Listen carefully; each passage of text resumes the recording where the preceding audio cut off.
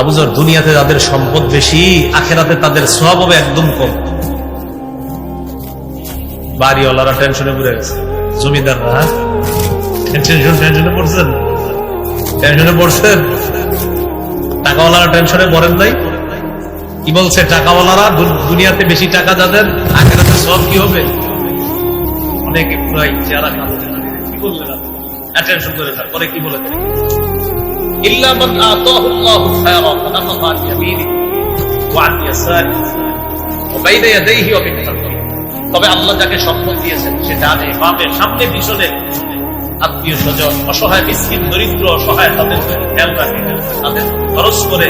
যাকে আল্লাহ টাকা দিয়েছে, টাকাগুলা খাত অনুযায়ী সঠিকভাবে সে আদায় করে, সে দুনিয়াতে যেমন অনেক টাকার মালিক, সে আমাদের ময়দানে প্রচুর সওয়াবেরও মালিক। কাদের জন্য? যারা হক অনুযায়ী টাকাগুলা খরচ করবেন। তবে কৃপণতা যারা করবে তাদের জন্য আর কি টেনশন। তো বলতে বলতে নবীজি সাল্লাল্লাহু আলাইহি সাল্লাম এক জায়গায় গিয়ে বলে, আবু যর, তুমি এখানে একটু অপেক্ষা করো, আমি সামনে যাই, আমার সাথে আর যাও না। লা তাবরাহ মাকানাক হাত্তা আরজিয়া ইলাইকা, এখানেই থাকবা আমি আসার আগ পর্যন্ত, এখান থেকে নড়বা না।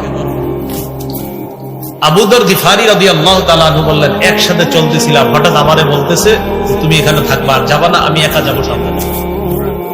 নবীজি যাইতেছে। আবু যর গিফারি বলেন, রাত তো অনেকক্ষণ দেখলাম নবীজিকে, হঠাৎ আর দেখি না, কোথায় গেছে।